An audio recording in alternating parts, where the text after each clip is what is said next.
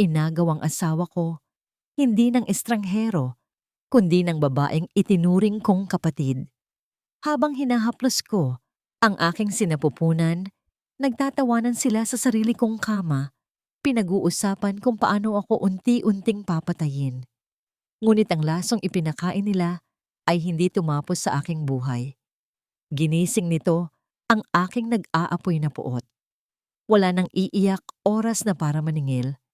Handa na ba silang masunog sa impyernong sarili nilang gawa? Konting tiis na lang. Kapag tuluyan na nating nakuha ang bahay, pwede na nating itapon ang pabigat na yan. Nakakasuka na siyang pakisamahan. Ang mga salitang iyon na nagmula sa siwang ng pinto ay tila mga pinong bubog na isinaboy sa mukha ni Clara. Nang mga sandaling iyon, maingat niyang pinaplansa ang paboritong puting polo ng kanyang asawang si Anton. Ang kanyang kabilang kamay ay nakahawak sa kanyang tiyan na 6 na buwang kabuwanan. Inaalalayan ang mabigat na bigat ng batang kanina pa sumisipa. Ginagawa niya ito nang may ngiti, nagtitiis sa sakit ng kanyang likod dahil nais niyang maging perpekto ang araw ng kanyang asawa. Ngunit ang ngiting iyon ay napawi. Tila tumigil ang pag-ikot ng mundo. Isang malamig na hangin, hindi nakikita ang gumapang mula sa kanyang mga paa patungo sa kanyang dibdib. Namanhid ang kanyang mga daliri, dahilan upang mabitawan niya ang hawak na plansa. Hindi niya maramdaman ang init na malapit sa kanyang balat dahil mas sinusunog ang kanyang kaluluwa ng pamilyar na boses ng lalaking pinangakuan niya ng walang hanggang pag-ibig. Nais niyang sumigaw, nais niyang itulak ang pinto, ngunit parang may mabigat na batong nakadagan sa kanyang lalamunan. Ang pakiramdam ng pagtataksil ay isang tahimik na magnanakaw na kumitil sa kanyang kakayahang huminga. Ang mahinang kaluskos ng pagkakabagsak ng plansa ay nakakuha ng atensyon mula sa loob ng kwarto. Mabilis na bumukas ang pinto. Bumungad si Anton. Ang kaninang mapanuyang tono nito ay mabilis na napalitan ng isang reaksyong punong-puno ng pagkukunwari. Nanlaki ang mga mata ng lalaki agad, na lumapit at hinawakan ang nangangatog na mga balikat ni Clara. "Babi, anong ginagawa mo rito? Bakit ka nakatayo dyan?" Ang lambing sa boses ni Anton ay tila lason na mas masakit pakinggan kaysa sa mga salitang narinig niya kanina. Umawang ang mga labi ni Clara. Pilit niyang hinahanap ang kanyang boses. "Sinong pabigat, Anton? Sinong itatapon ninyo?" Napakunot ang noo ni Anton, isang perpektong pag-arte ng pagkalito. "Anong sinasabi mo? Pinag-uusapan namin ni Stella yung sirang sasakyan sa garahe." "Babe, nag-iilusyon ka na naman ba?" Mula sa likuran ni Anton ay lumabas si Stella, ang babaeng itinuring niyang nakatatandang kapatid, ang babaeng kumupkop sa kanya nang mamatay ang kanyang ina. Suot ni Stella ang isang kaswal na pambahay, ngunit ang mga mata nito ay nagtataglay ng isang malamig at mapagmataas na kinang na pilit itinatago sa likod ng pekeng pag-aalala. "Clara, ano na naman ba itong iniisip mo?" Lumapit si Stella at sa pilitang kinuha ang plansa mula sa kamay ng nakababatang kapatid. "Sabi ko naman sa'yo ako na ang gagawa nito. Buntis ka, puro ka na naman ba stress? Kaya ka nakakarinig ng kung ano-ano. Sinasabi na nga ba at lumalala na yung pregnancy hormones mo? Hindi ko sasakyan ang narinig ko. Bahay ang narinig ko." Tumaas ang boses ni Clara, ngunit agad siyang sinupalpal ng isang mabigat na buntong hininga mula kay Stella. "Ang sakit mo namang magsalita, Clara. Matapos kitang alagaan noong namatay si tita. Matapos kong isakripisyo ang sarili kong oras para tumira rito at pagsilbihan kayong mag-asawa dahil hirap ka sa pagbubuntis mo. Ito ba ang igaganti mo sa akin? Utang na loob." "Clara, sana naman pahalagahan mo ang mga ginagawa ko para sa pamilyang ito." Ang katagang utang na loob ay isang matalim na punyal na laging ginagamit ni Stella upang pilayin ang anumang pagtutol ni Clara. Gumana ito. Napayuko si Clara. Tiningnan niya si Anton naghahanap ng kakampi, ngunit umiling lamang ang kanyang asawa na tila pagod na pagod sa pag-uugali niya. "Pahinga ka na, babe. Masyado mo lang iniisip yan. Baka kailangan na kitang ipatingin sa doktor, nag-aalala na talaga ako sa kalusugan ng isip mo. Hinaplos ni Anton ang buhok ni Clara, isang hawak na walang taglay na pagmamahal, kundi purong manipulasyon. Naiwan si Clara na nakatayo sa gitna ng sala, yakap ang sariling tiyan. Ang pagkalito at pag-aalinlangan ay nagsimulang lamunin ang kanyang isipan. Nababaliw na nga ba siya? Unti-unti niyang inilayo ang kanyang kamay mula sa kanyang ulo at napansin ang maraming hibla ng buhok na sumama sa kanyang mga daliri. Kanina pa siya napapanot. Namamayat siya kahit kumakain ng maayos. Marahil ay tama sila. Marahil ay gawa lamang ito ng kanyang maselang pagbubuntis. Sa isang sulok, tahimik na pinulot ni Clara ang mga nalagas niyang buhok. Maingat niya itong itinago sa loob ng kanyang bulsa at palihim na itinapon sa basurahan sa kusina. Ayaw niyang makita ito ni Anton. Natatakot siyang pandirihan siya ng asawa dahil sa unti-unti niyang pagkawala ng ganda. Ang takot na maiwan at mawalan ng pamilya ay mas malakas kaysa sa kanyang sariling paninindigan. Habang naglalakad pabalik, isang maliit na bote na walang etiketa ang nahulog mula sa nakabukas na bag ni Stella na nakapatong sa mesa. Gumulong ito papunta sa paanan ni Clara. Bago pa man niya ito mapulot, mabilis na humango si Stella at hinablot ang bote, isinilid agad sa bulsa nito na may kasamang pekeng tawa. Vitamin C ko lang binili ko sa labas. Sige na, matulog ka na. Lumipas ang mga oras at binalot ng katahimikan ang buong bahay. Sa gitna ng malalim na gabi, nagising si Clara dahil sa matinding pagkauhaw. Ang hangin ay malamig at tila may dalang pahiwatig ng panganib. Nangihina siyang bumangon. Paglingon niya sa tabi, walang tao. Wala si Anton. Dahan-dahan siyang naglakad palabas ng kwarto. Ang tanging liwanag ay nagmumula sa poste ng ilaw sa labas ng kalsada na tumatagos sa bintana. Mula sa dulo ng pasilyo, nakita niya ang isang pamilyar na bulto ng lalaki. Si Anton. Nakatayo ito sa tapat ng kwarto ni Stella. Walang pag-aalinlangan, bumukas ang pinto mula sa loob. Pumasok ang kanyang asawa. Ilang segundo ang lumipas. Ang tunog ng pagpihit ng seradura ay tila yelong dumampi sa kanyang balat, nagpapatigas sa buo niyang pagkatao. Ang bawat kaluskos mula sa loob ng kwartong iyon ay tila mga kamay na sumasakal sa kanya, unti-unting pumapatay sa natitirang tiwala na pilit niyang isinasalba. Bakit sa tuwing pinipilit kong buuin ang ating pangarap, unti-unti mo namang dinudurog ang aking pagkatao? Ang malamig na katotohanan ng nagdaang gabi ay nag-iwan ng malalim na sugat sa isipan ni Clara hanggang sa pagsikat ng araw. Wala siyang naging sapat na tulog. Ang kanyang mga mata ay pugto at ang kanyang katawan ay tila binalot ng matinding pagod na hindi kayang pawiin ng anumang pahinga. Pinilit niyang bumangon upang ayusin ang higaan, sinusubukang kumbinsihin ang sarili na baka isang masamang panaginip lamang ang lahat. Ngunit ang bawat kilos niya ay may kasamang bigat, isang bigat na nagmumula sa pusong pilit winawasak ng mga taong pinagkakatiwalaan niya. Bumukas ang pinto ng kwarto. Pumasok si Stella na may dalang isang baso ng gatas na timplado para sa mga nagbubuntis. Ngunit may kakaiba sa kulay nito, isang mapusyaw na asul na madaling mapansin kung tititigan ng maigi. Ibinaba ito ni Stella sa maliit na mesa sa tabi ng kama. Ang mukha ay nakapinta ng isang pekeng ngiti na hindi umaabot sa kanyang mga mata. Inumin mo na ito, Clara. Pinalamig ko pa naman yan para masarap. Sabi ng doktor mo, kailangan mo ng maraming calcium. Sayang naman ang pagod ko kung itatapon mo lang. Gumising pa ako ng maaga para lang ipagtimpla ka. Ang boses ni Stella ay malambing, ngunit may nakatagong panunumbat. Tiningnan ni Clara ang baso. Ang tiyan niya ay nakaramdam ng pag-ikot. Wala siyang ganang kumain, lalo na't sariwa pa sa kanyang isipan ang eksena kagabi. Ate Stella, mamaya na lang siguro. Masama talaga ang pakiramdam ko ngayon. Nawala ang nangiti sa mga labi ng kanyang nakatatandang kapatid. Ang balikat nito ay bumagsak na tila lubos na nasaktan sa pagtanggi niya. Ganun ba? Ako na nga itong nagmamalasakit sa inyo, ni Anton. Ako pa ang masama ngayon. Pasensya na ha, nakalimutan kong may utang na loob nga pala ako sa nanay mo. Kaya dapat lang na maging alila ninyo ako rito.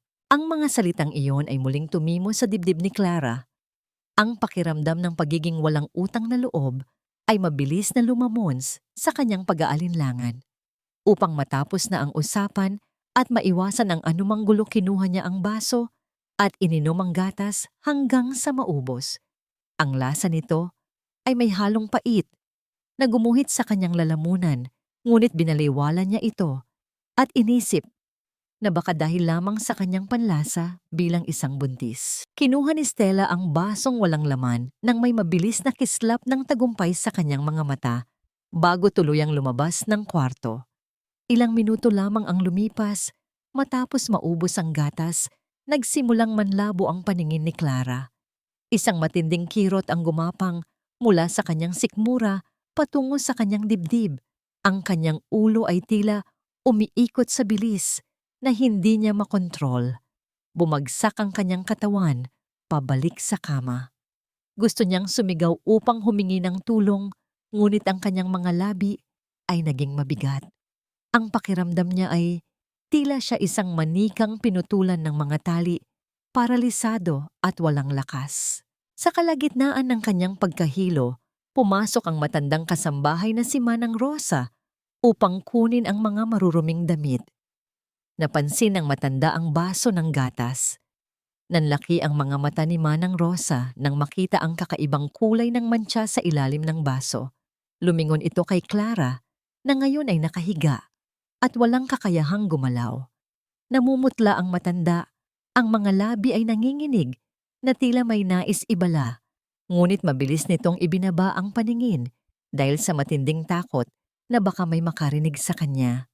Umalis si Manang Rosa nang mabilis dala ang sikretong hindi niya kayang ibunyag. Habang nakahiga at hindi makakilos, naging matalas ang pandinig ni Clara.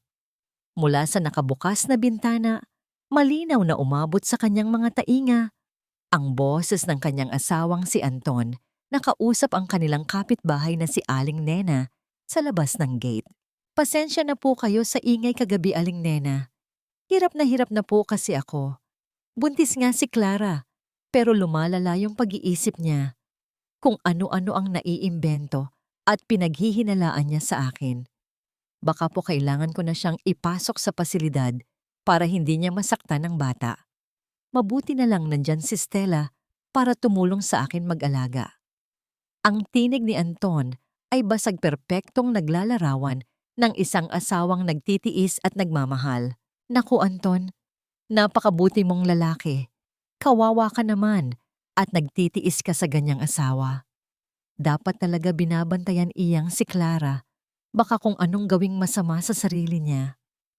Ang sagot ni Aling Nena na puno ng panghuhusga ay tila asidong ibinuhos sa nagdurugong puso ni Clara. Nakatitig lamang si Clara. Sa kisame, ang mga luha ay tahimik na umaagos mula sa gilid ng kanyang mga mata papunta sa kanyang unan. Ang kanyang asawa, ang lalaking dapat na magtanggol sa kanya, ay siya mismong sumisira sa kanyang pagkatao sa harap ng ibang tao. Kinukulong siya nito sa isang hawlang gawa. Sa mga kasinungalingan, ginagawa siyang baliw sa paningin ng mundo upang pagtakpan ang sarili nitong mga kasalanan. Wala siyang magawa, wala siyang boses. Ngunit kahit nanghihina at nilalamon ng kawalan ng malay, iginapang ni Clara ang kanyang nanginginig na kamay patungo sa kanyang sinapupunan. Hinaplos niya ito ng buong pagmamahal, tila ipinaparating sa sanggol na kahit anong mangyari, poprotektahan niya ito laban sa mundong unti-unting nagiging impyerno para sa kanila. Ang pagtibok ng buhay sa kanyang sinapupunan ang tanging nagbibigay sa kanya ng lakas upang hindi tuluyang bumigay sa lason ng kawalan ng pag-asa. Makalipas ang ilang oras, unti-unting bumalik ang pakiramdam sa kanyang mga daliri.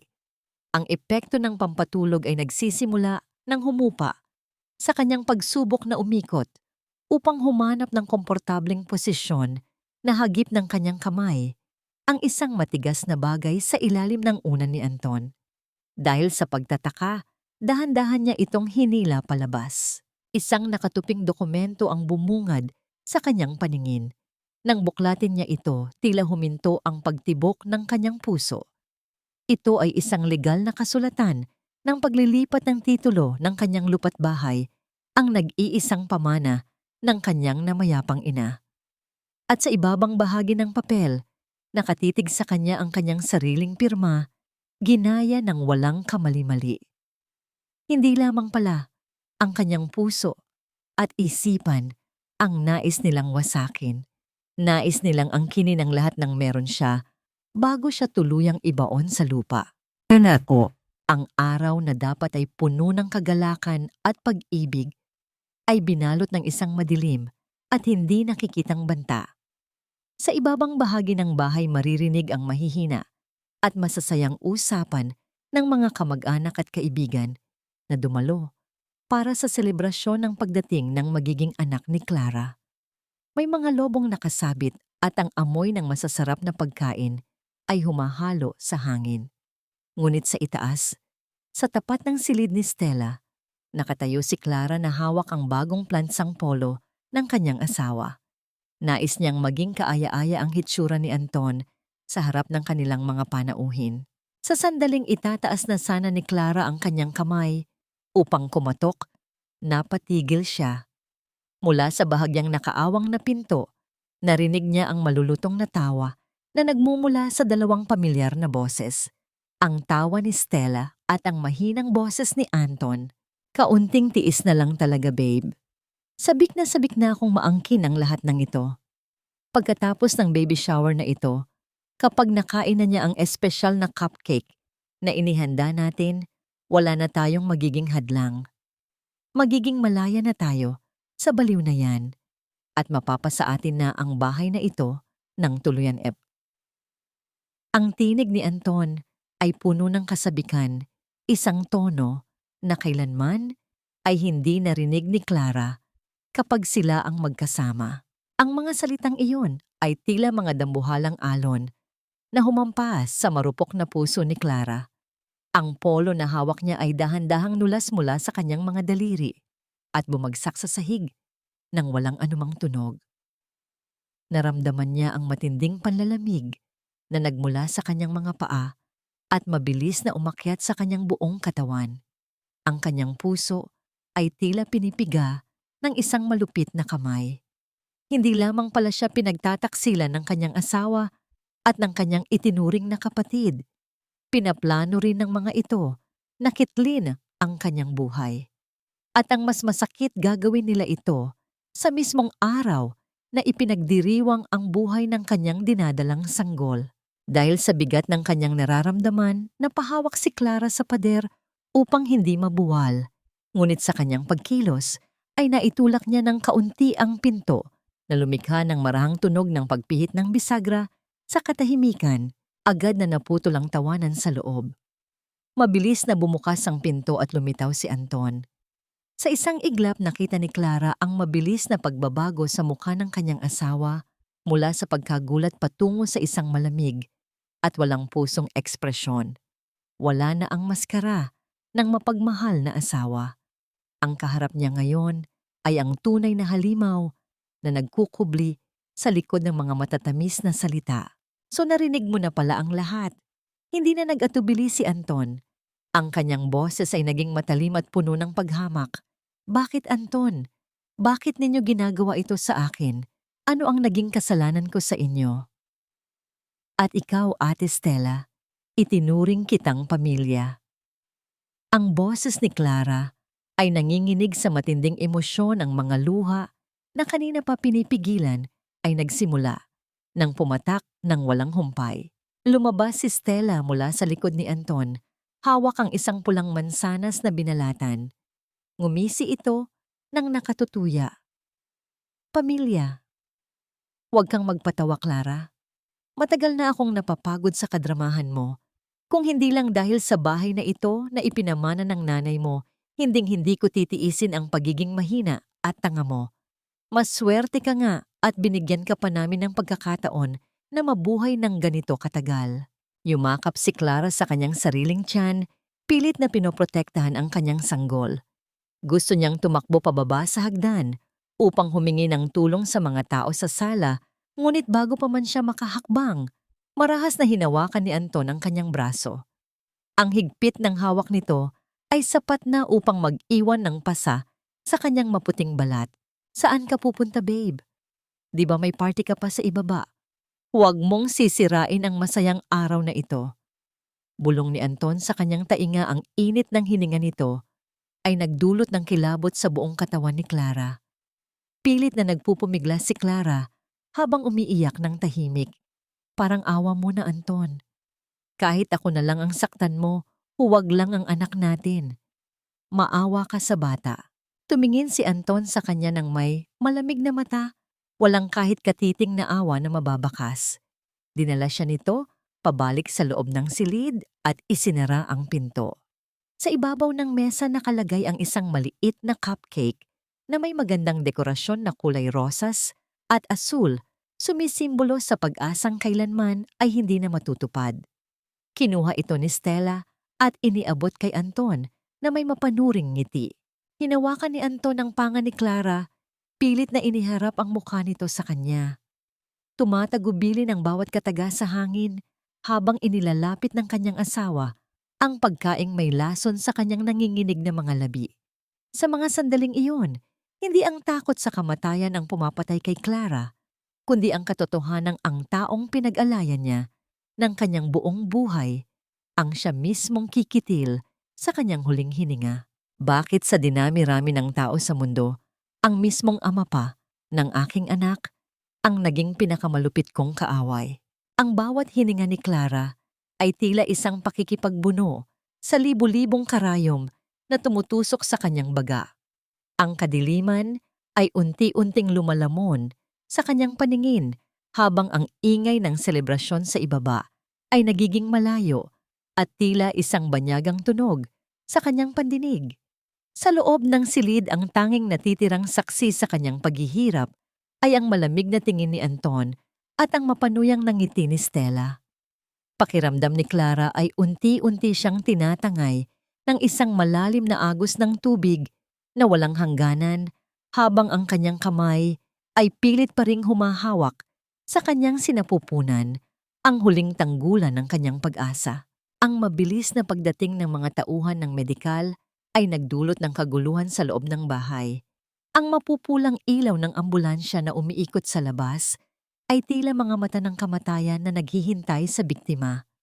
Sa gitna ng kaguluhang ito, nakatayo si Anton sa tabi ng stretcher, hawak ang kamay ni Clara habang umiiyak ng malakas.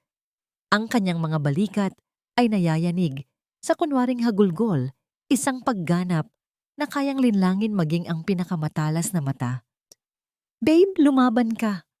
Huwag mo kaming iwan ng anak natin. Ang sigaw ni Anton ay umalingaw-ngaw sa pasilyo ng ospital, habang ang mga nurse ay mabilis na itinutulak ang kama patungo sa loob ng silid ng emerhensya. Sa likuran niya nakatayo si Stella na may sapong panyo sa kanyang mukha, pilit na itinatago ang kislap ng tagumpay sa likod ng mga pekeng luha. Para sa mga taong nakapaligid sa kanila, sila ang larawan ng isang pamilyang winawasak ng trahedya, ngunit sa katotohanan, sila ang mga arkitekto ng impyernong kinasadlakan ni Clara.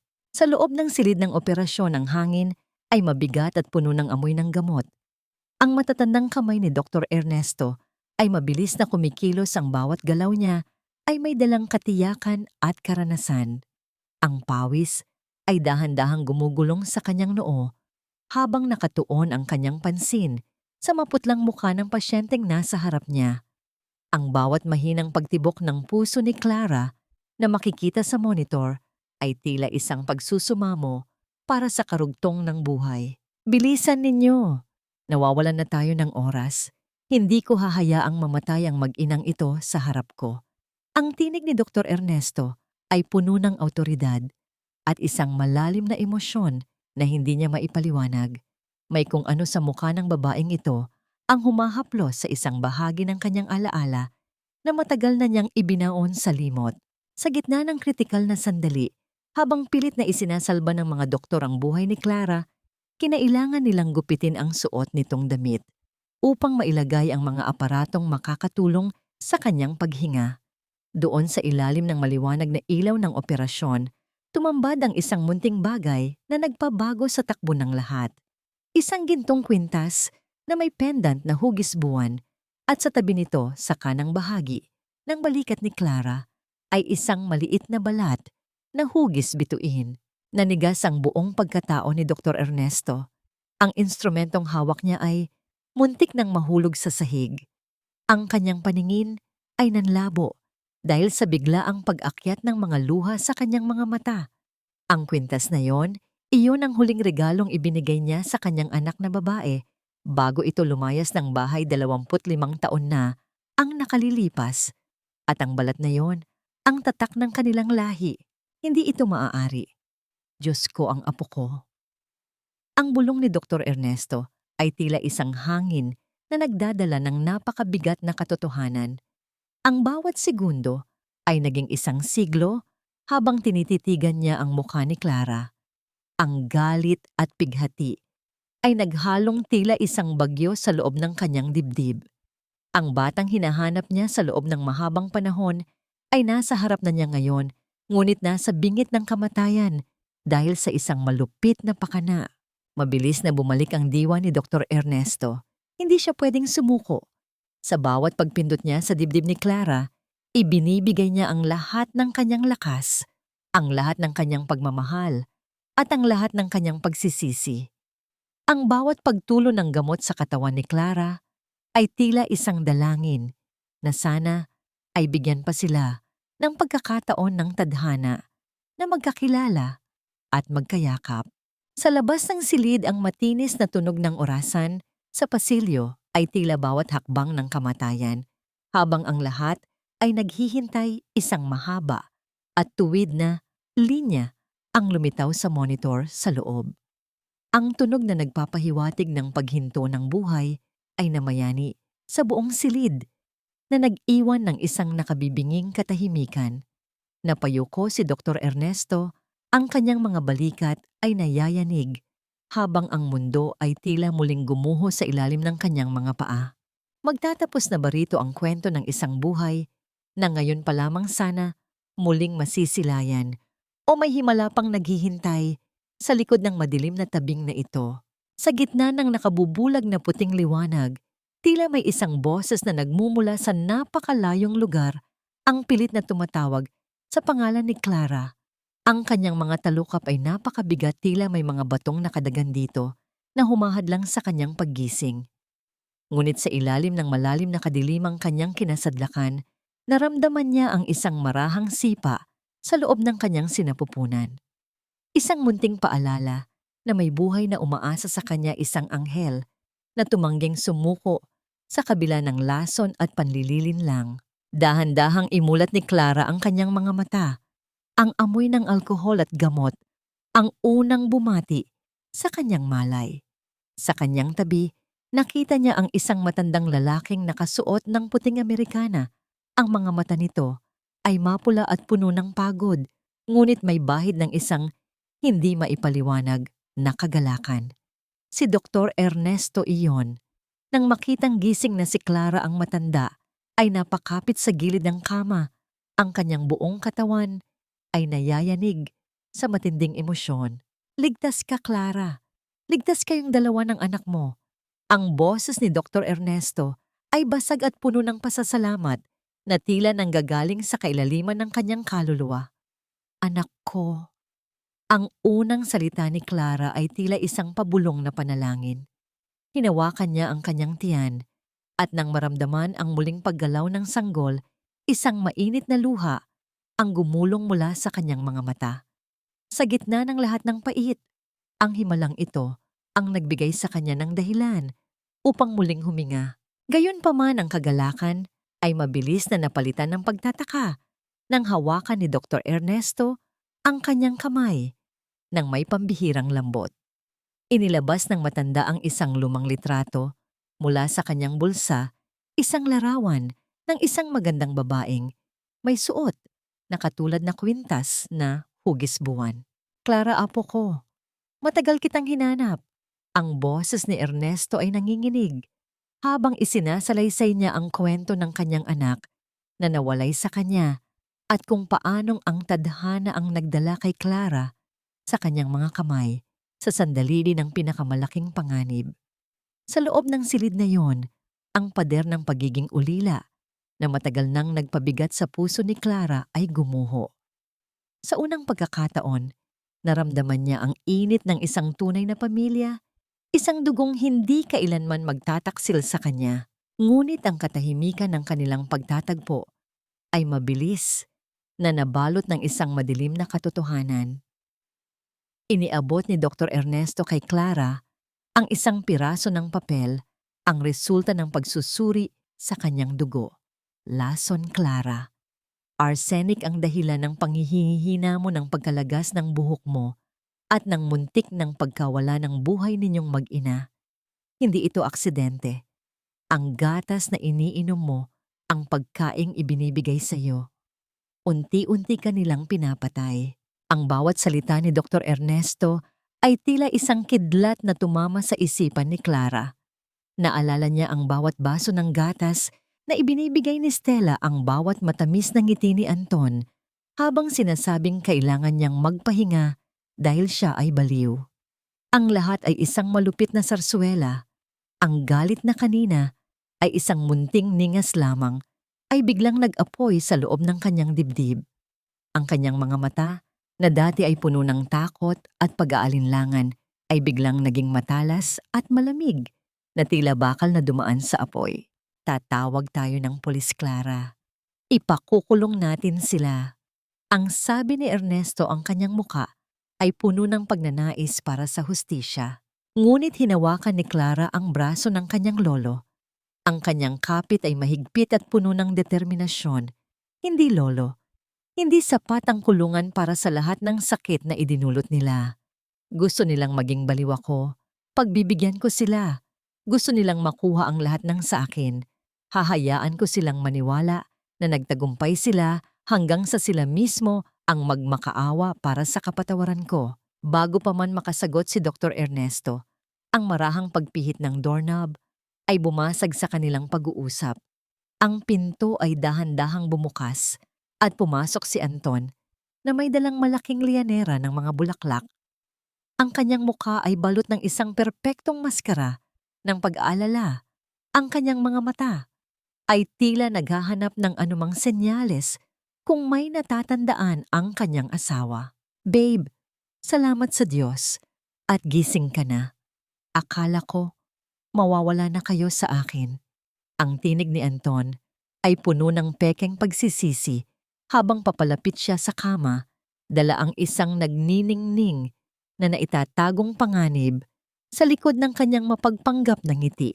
Tiningnan siya ni Clara at sa loob ng isang sandali, muling naglaro sa kanyang isipan ang imahe ng asawang pilit siyang pinapatay.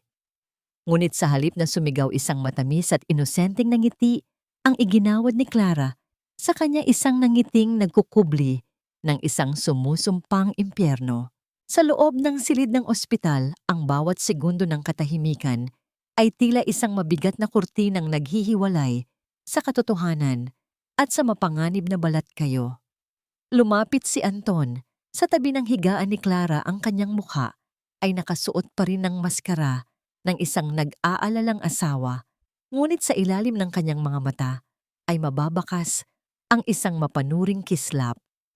Hinawakan niya ang kamay ni Clara, isang hawak na dati ay nagbibigay ng init sa puso ng babae, ngunit ngayon ay tila malamig na kadena na pumupulupot sa kanyang pagkatao. Babe, naririnig mo ba ako? Kilala mo ba kung sino ang kaharap mo?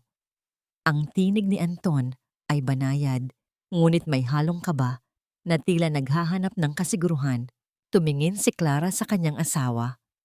Ang kanyang mga mata na dati ay puno ng buhay at katalinuhan ay naging bakante at walang anumang emosyon. Dahan-dahan niyang iniling ang kanyang ulo, ang kanyang mga labi ay bahagyang nakaawang na tila isang batang naliligaw sa gitna ng kagubatan. "Sino ka? Bakit ka narito?" Ang kanyang boses ay manipis at tila nanggagaling sa isang malayo at banyagang lugar. Agad na humakbang palapit si Dr. Ernesto, hawak ang isang clipboard na tila ito ang kanyang kalasag upang protektahan ang kanyang apo. Gaya ng napagkasunduan ng matanda, ay nagpakawala ng isang mabigat na buntong hininga na puno ng kunwaring pighati. Ang lason ay nagdulot ng matinding pinsala sa kanyang neurological functions, Anton. Mukhang bumalik ang kanyang kaisipan sa pagkabata. Maaaring hindi niya kayo maalala at ang kanyang kilos ay magiging gaya ng isang paslit.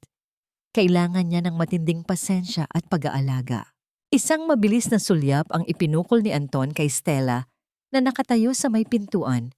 Nakita ni Clara sa kabila ng kanyang pagkukunwari ang mabilis na pagguhit ng isang mapanirang tagumpay sa mukha ng kanyang itinuring na kapatid.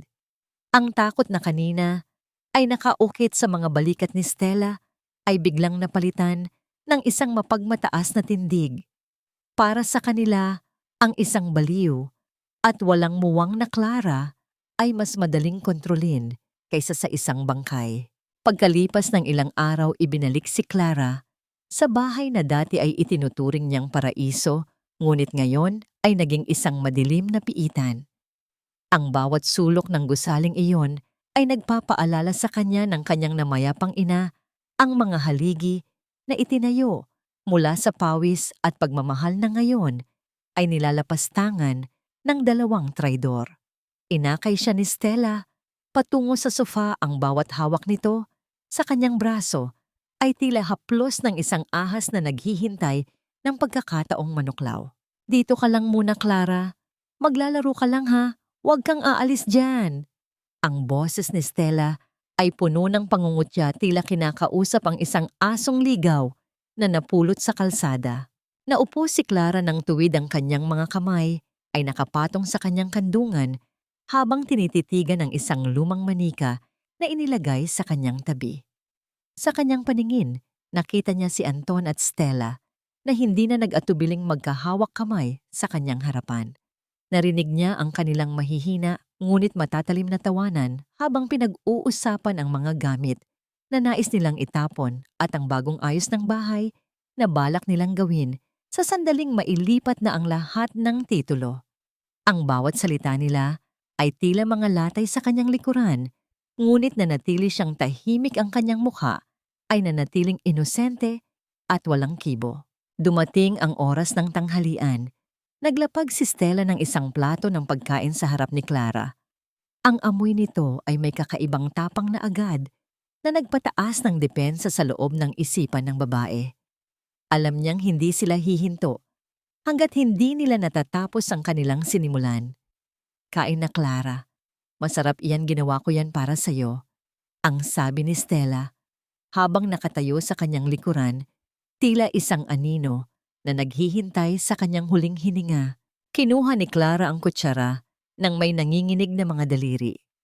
Isang malaking subo ang kanyang kinuha, ngunit sa halip na lunukin ito, sinadya niyang umubo ng malakas.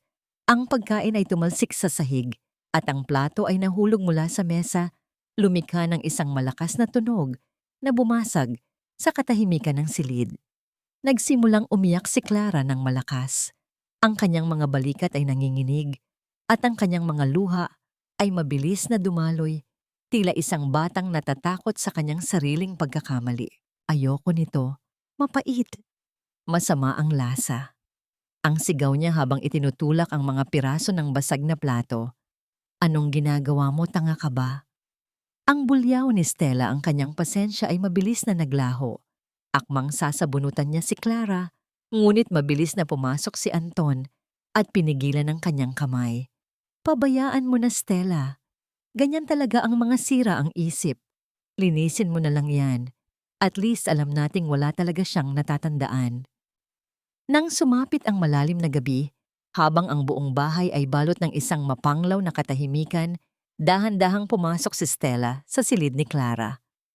Ang tanging liwanag ay nagmumula sa buwan na sumisilip sa pagitan ng mga kurtina. Nakita ni Stella si Clara na mahimbing na natutulog ang kanyang hininga ay malalim at pantay. Kinuha ni Stella ang isang matulis na karayom mula sa kanyang bulsa. Ang kanyang mukha ay puno ng isang malupit na kuryosidad. Gusto niyang makasiguro. Gusto niyang malaman kung ang lahat ba ng ito ay isa lamang palabas. Dahan-dahan niyang inilapit ang dulo ng karayom sa balat ng nanginginig na kamay ni Clara. Sa bawat milimetro ng paglapit nito, ang hangin sa loob ng silid ay tila nagiging mas manipis. Tingnan natin kung hanggang saan ang galing mo, Clara. Ang bulong ni Stella ay tila isang sumpa habang dahan-dahang ibinabaon ang matalim na dulo sa balat ng babae. Kahit na naramdaman ni Clara ang matinding hapdi at ang mainit na daloy ng dugo mula sa sugat na natiling nakapikit ang kanyang mga mata, hindi gumalaw ang kahit isang hibla ng kanyang kalamnan. Sa loob ng kanyang isipan, ang bawat patak ng dugo ay naging isang pangako ng paghihiganti.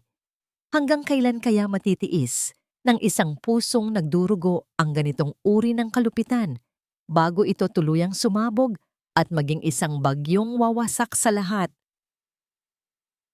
Sa ilalim ng liwanag ng umaga, habang ang sikat ng araw ay marahang tumatagos sa mga bintana ng tahanang puno ng lihim, nakaupo si Clara sa sahig ng sala. Ang kanyang mga kamay ay abala sa paglalaro ng mga makukulay na blok, isang pagkukunwaring nagbibigay sa kanya ng kalayaang magmasid nang hindi pinaghihinalaan. Sa kabilang dulo ng silid, nakita niya si Anton na nagmamadaling naghahanap sa kanyang pitaka. Ang mukha nito ay balot ng pagmamadali at bahagyang inis. Lumapit si Clara sa kanyang asawa nang may inosenteng tingin ng kanyang boses ay naging manipis at tila isang batang nagtatanong lamang sa kanyang magulang. "Anton, bakit po kay Ate Stella yung card mo? Sabi niya bibili siya ng mga manika ko, pero sabi niya, wala ka na daw pera. Bakit siya po ang may hawak ng wallet mo?" Napatigil si Anton. Ang kanyang mga mata ay nagpakita ng isang biglaang pagkabigla na sinundan ng isang malalim na kunot sa noo. Alam ni Clara na natamaan niya ang isang sensitibong bahagi ng ego ng kanyang asawa. Ang pagkontrol ni Stella sa pananalapi ni Anton ay isang lihim na lamat sa kanilang relasyon at sinadya ni Clara na palalimin ito. "Wala iyon, Clara. Maglaro ka na lang doon." Ang sagot ni Anton ay matabang, ngunit ang kanyang mga galaw ay naging mas agresibo habang isinasara ang kanyang bag. Nang lumabas si Stella mula sa kusina, sinalubong siya ni Anton ng isang matalim na tingin, isang tingin na hindi nakatakas sa mapanuring mata ni Clara. Nang sumapit ang hapon habang abala si Stella sa pagluluto at si Anton naman ay nasa banyo, isinagawa ni Clara ang susunod na hakbang ng kanyang plano. Mula sa kanyang bulsa, inilabas niya ang isang lumang polo ni Anton na kinuha niya sa ilalim ng tambak ng mga damit.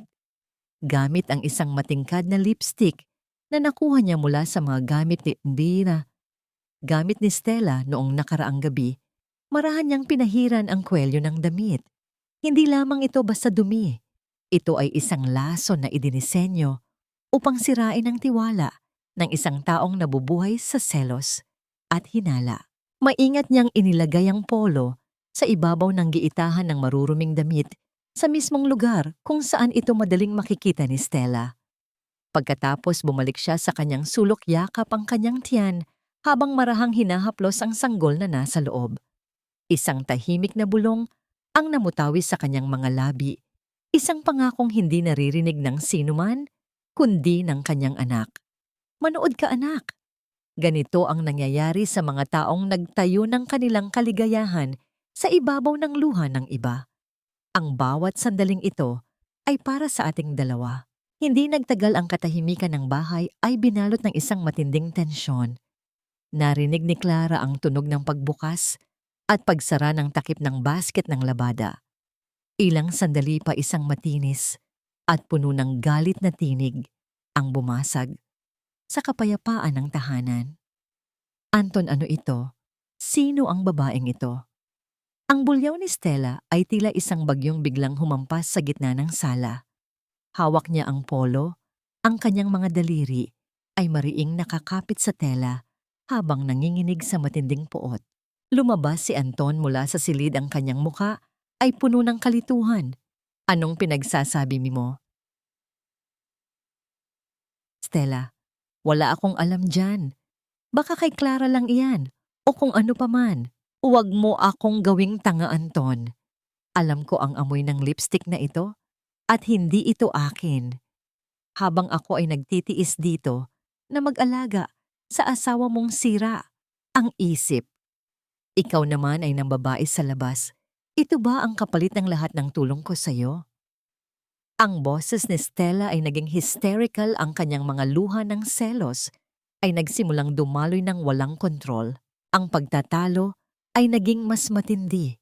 Ang mga salitang dati ay puno ng tamis ay napalitan ng mga mura at sumbat.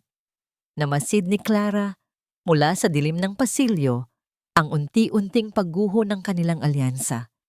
Ang bawat sigaw ni Stella at bawat depensa ni Anton ay tila musika sa kanyang mga tainga, isang katarungang dahan-dahang na isusulat. Sa gitna ng kanilang kaguluhan, mabilis na kinuha ni Clara ang kanyang telepono na itinago ni Dr. Ernesto para sa kanya. Pinindot niya ang kagamitan upang simulan ang pag-record ng bawat salitang lumalabas sa bibig ng dalawang traidor. Ang bawat ebidensyang ito ay magiging pako sa kanilang kabaong. Isang malakas na hampas ng palad ang dumapo sa pisngi ni Anton na naglikha ng isang mapulang marka at nagdulot ng isang nakabibinging katahimikan sa loob ng silid. Hawak ni Stella ang kanyang dibdib, ang kanyang hininga ay kapos at puno ng puot. Hindi na nakapagpigil si Anton. Sa kanyang galit na wala ang lahat ng kanyang pag-iingat. Ang kanyang boses ay umalingaw-ngaw, puno ng panunumbat at katotohanang matagal nang itinatago. Huwag kang masyadong mapagmataas, Stella. Tandaan mo, wala tayong makukuhang bahay kung wala ang babaeng yan. Ginagamit lang natin siya, kaya matuto kang magtiis hanggat hindi pa nalilipat sa atin ang lahat. Napatigil ang lahat. Ang mga salitang yon ay tila isang hatol na nagtapos sa lahat ng kanilang pagbabalat kayo.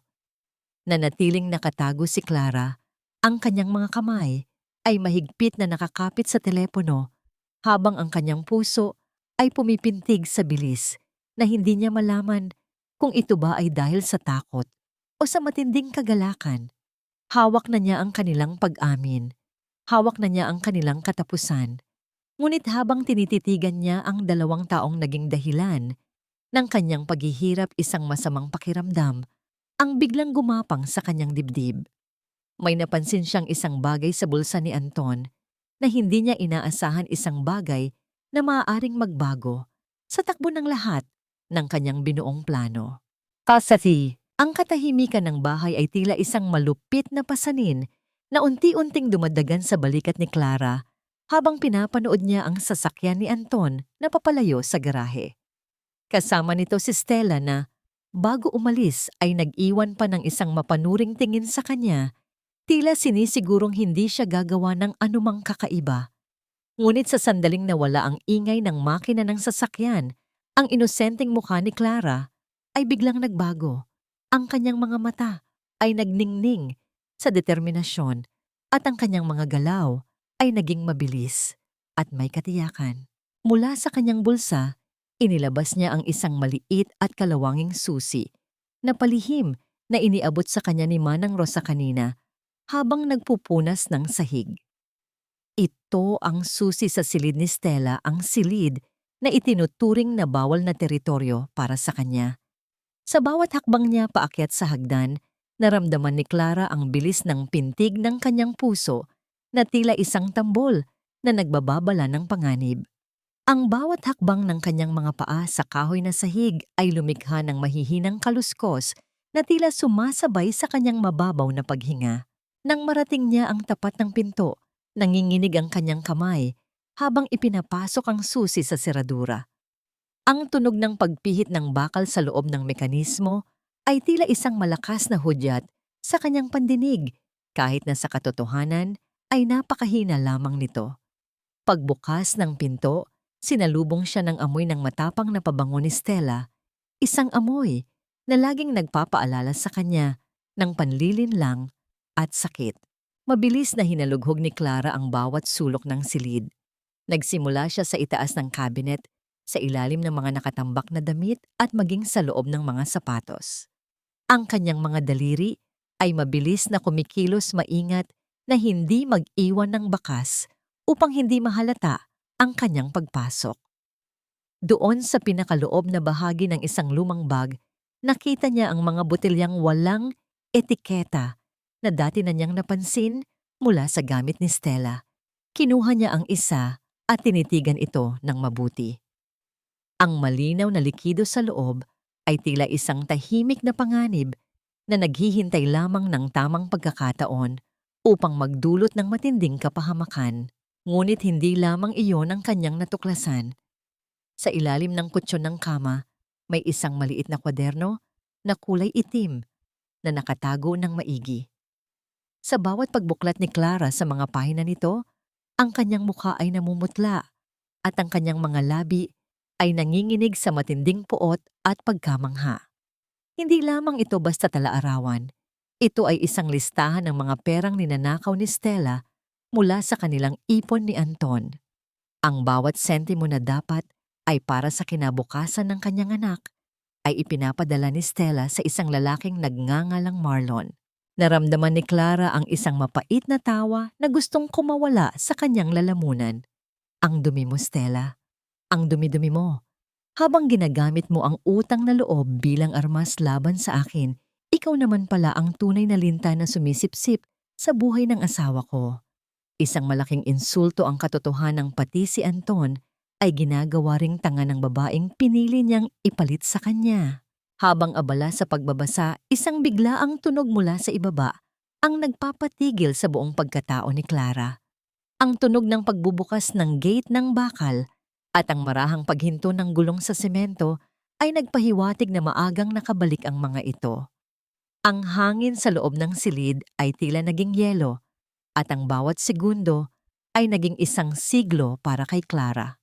Narinig niya ang tunog ng mga susi na tumatama sa pintuan. Sa ibaba, kasunod ang boses ni Stella na tila naiinis dahil sa nakalimutang mga dokumento. Ang mga hakbang sa hagdan ay nagsimulang duminig ng mas malakas at mas mabilis. Walang oras para lumabas. Walang oras para magtago ng maayos. Yinakap ni Clara ang kwaderno sa kanyang dibdib.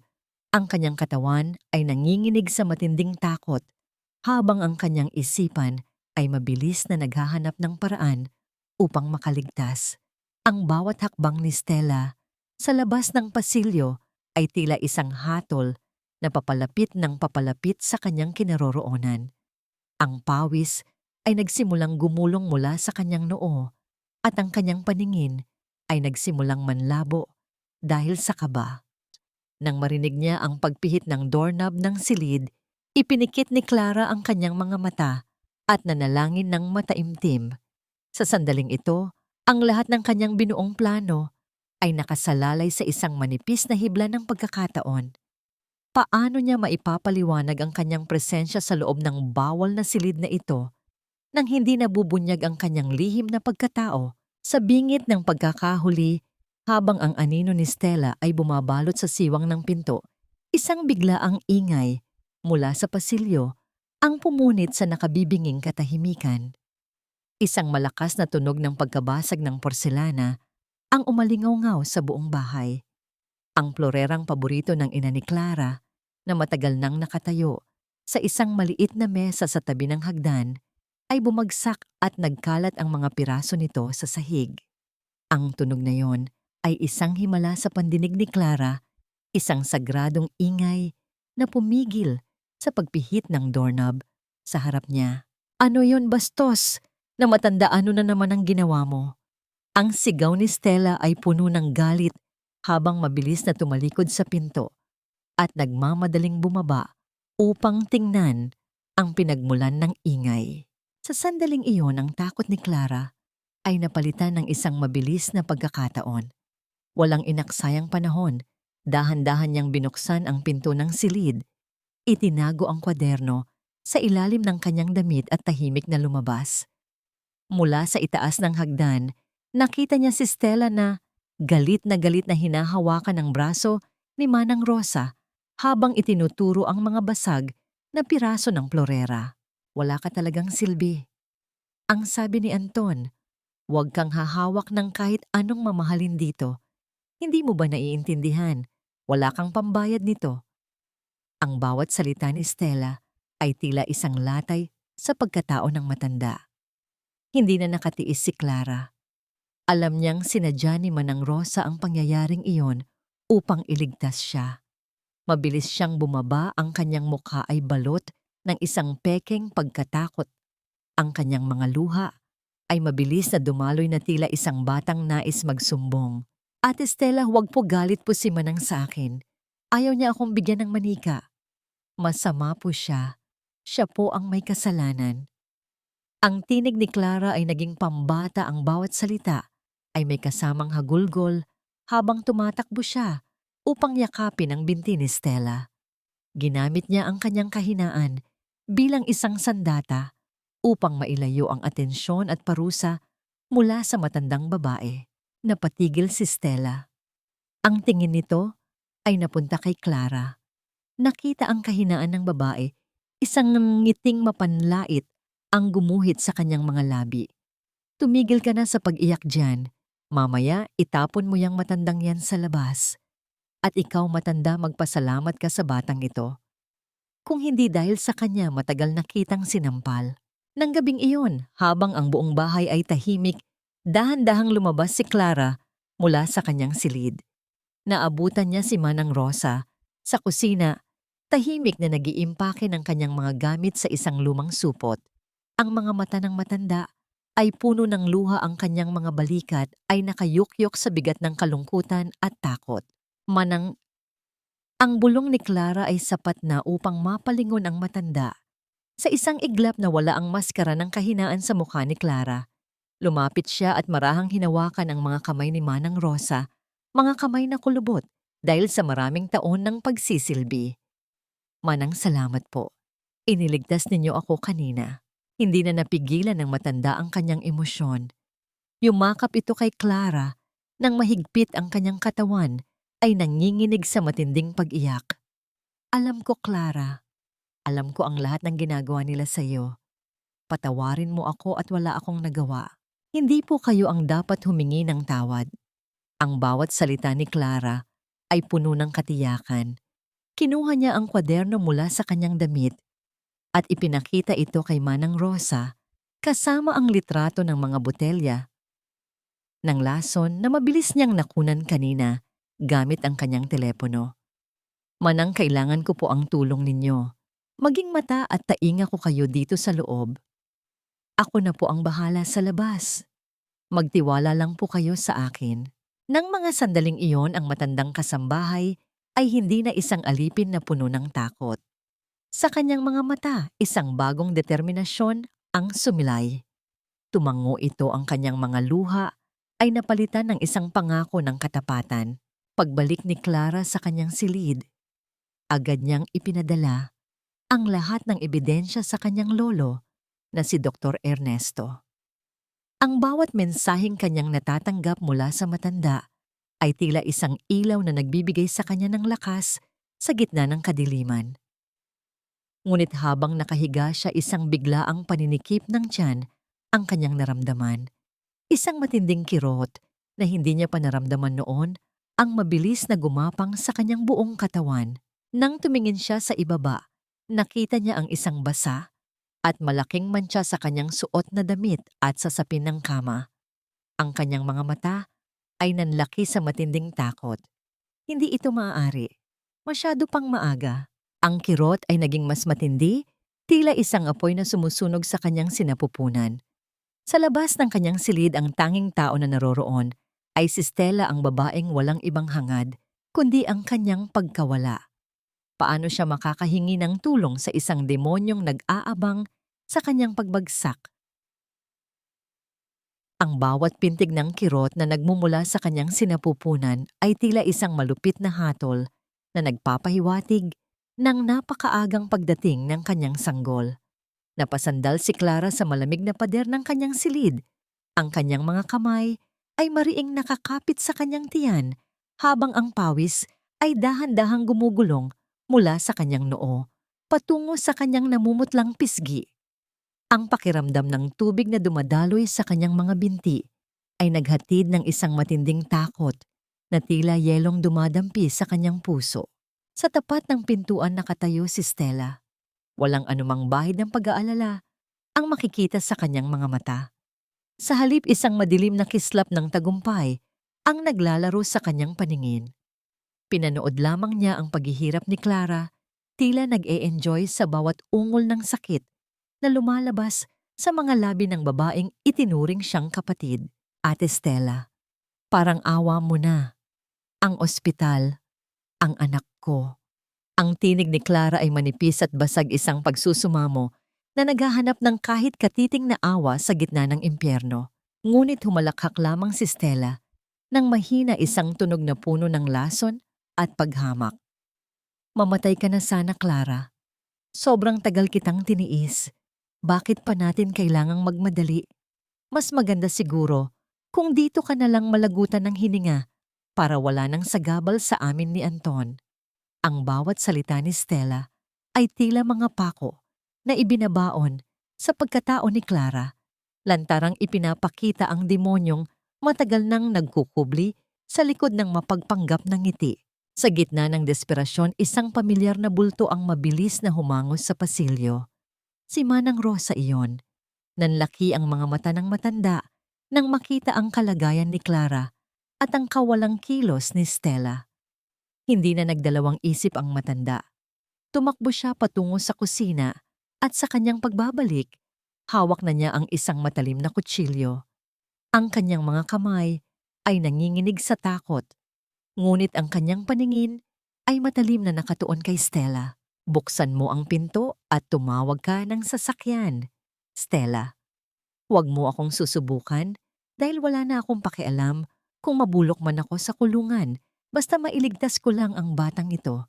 Ang boses ni Manang Rosa ay puno ng awtoridad at tapang na hindi akalain ni Stella na taglay nito. Dahil sa takot sa panganib na dala ng matanda, napilitan si Stella na kumilos. Ilang sandali pa ang tunog ng mabilis na pag-andar ng sasakyan ay nagpahiwatig na patungo na sila sa ospital ni Dr. Ernesto. Sa loob ng sasakyan, bawat segundo ay tila isang siglo para kay Clara. Ang bawat pag-alo ng kirot ay sinasabayan niya ng isang tahimik na panalangin nawa ay huwag bawiin ng langit ang tanging dahilan kung bakit siya nananatiling matatag. Sa loob ng delivery room, ang mga puting ilaw ay tila nagbibigay ng bagong pag-asa. Sa gitna ng hirap at pagod, isang maliit at paos na tinig ng isang sanggol ang bumasag sa nakabibinging katahimikan. Isang sanggol na babae. Nang ilapit ng nurse ang bata sa dibdib ni Clara, ang lahat ng sakit at puot na nararamdaman niya ay tila naglaho. Ang init ng balat ng kanyang anak at ang marahang paghinga nito ang naging pinakamabisang gamot sa kanyang sugatang kaluluwa. Heto na siya, Clara, ang iyong munting himala. Ang bulong ni Dr. Ernesto habang marahang tinatapik ang balikat ng kanyang apo. Ang mga luha ng kagalakan ay hindi mapigilan sa pag-agos mula sa mga mata ni Clara habang hinahalikan niya ang munting kamay ng kanyang anak. Sa sandaling iyon, tila natagpuan na niya ang kapayapaang matagal na niyang hinahanap. Ngunit ang kapayapaang iyon ay mabilis na nabahira ng dilim. Bumukas ang pinto ng silid at pumasok si Anton. Walang bitbit na bulaklak, walang dalang kahit anong pasasalamat para sa kaligtasan ng kanyang asawa at anak. Tanging isang makapal na folder ang hawak niya. Ang kanyang mga mata ay hindi tumingin sa sanggol, kundi sa mga dokumentong nais niyang papirmahan. Mabuti at tapos na ang drama mo, Clara. Pirmahan mo na ito. Ang titulo ng lupa't bahay kailangan na nating ilipat sa pangalan ko para sa seguridad ninyong mag-ina. Ang bawat salita ni Anton ay tila isang malupit na sampal Sa gitna ng sagradong sandali ng pagsilang, tinitigan ni Clara ang kanyang asawa. Ang lalaking ito, nakakasalin pa lamang ng buhay sa kanyang anak, ay wala ng ibang iniisip kundi ang material na bagay. Isang matinding pait ang gumuhit sa kanyang mga labi habang nakikita ang folder na inilalapag sa kanyang kama. Ang pag-ibig ba ay talagang may ganito kalupit na hangganan o sadyang pinanganak ang kanyang anak sa gitna ng isang digmaang wala pang katapusan? Sa loob ng malamig na silid ng ospital, tila tumigil ang oras habang nakatitig si Clara sa mga dokumentong nasa kanyang harapan. Ang bawat pahina ay tila isang hatol na naglalayong tuluyang bawiin ang lahat ng alaala ng kanyang ina. Tumingin siya kay Dr. Ernesto na nakatayo sa isang sulok.